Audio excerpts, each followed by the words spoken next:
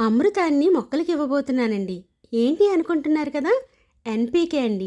Banana fertiliser అనమాట. ఫర్టిలైజర్లు అన్నింటిలోకి ఇది రారాజని చెప్పుకోవచ్చండి. నమస్తే అండి. వెల్కమ్ టు అవర్ తెలుగు వెలుగు టెర్రస్ గార్డెన్ ఛానల్. మీ అభిమానంతో ముందుకు నడిపిస్తున్నటువంటి ఈ ఛానల్ని మరింత ముందుకు నడిపిస్తారని కోరుకుంటున్నాను. ఇక వివరాల్లోకి వస్తే గనక 20 లీటర్స్ వాటర్లో మగ్గకు సగం వరకు ఫర్టిలైజర్ని తీసుకొని ఈ విధంగా చక్కగా మిశ్రమం చేసుకోవాలండి.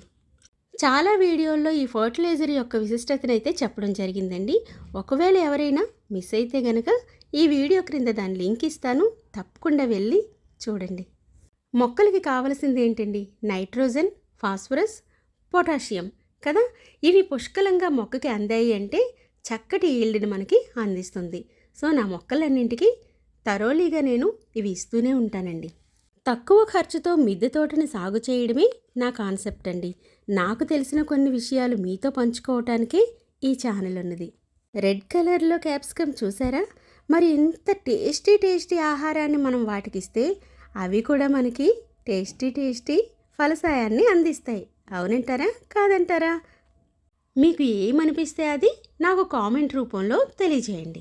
3 నెలలు స్టోరేజ్ ఉంచినా కూడా ఈ అరటిపండు బెల్లంతో తయారు చేసినటువంటి ఈ మిశ్రమం చెక్కు చెదరదండి. ఒక పురుగు రాదు. చాలా మంచి సువాసన వస్తుందండి.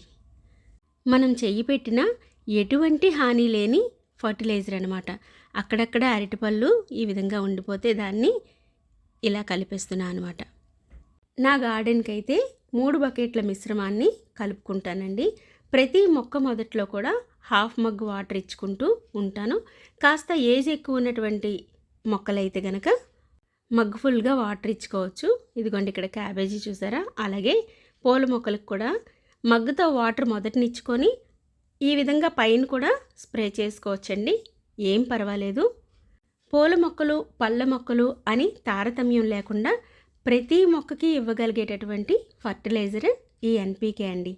మీ అందరికీ తెలుసు నా జామ మొక్క సీక్రెట్ బనానా ఫర్టిలైజర్ అని. చాలా వీడియోల్లో మీకు చెప్పేశాను కదా. అలాగే చెట్టు పైనుంచి మొదలు భాగం వరకు ఈ విధంగా స్ప్రే చేసుకుంటే కనుక మన కంటికి కనిపించకుండా ఆకు కిందన ఎటువంటి చీడపీడలున్నా అవి నశిస్తాయన్నమాట. ఇంకో విషయం ఏంటంటే ప్రతి ఆకు, కాండం ఈ వాటర్ని అబ్జర్వ్ చేసుకుంటాయండి.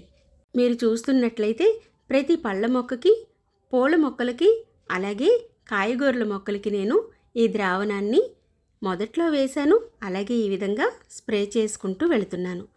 ప్రతి 15 రోజులకు ఒకసారి మొక్కలకి మనం ఫర్టిలైజర్స్ ఇస్తూ ఉండాలండి. అప్పుడే అవి హెల్దీగా ఉంటాయన్నమాట.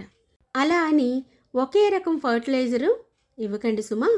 వాటికి కూడా మనలాగే రుచులు ఉంటాయి. అవి కూడా మనలాగా జీవాలే. కాకపోతే అవి మూగ ప్రాణులండి.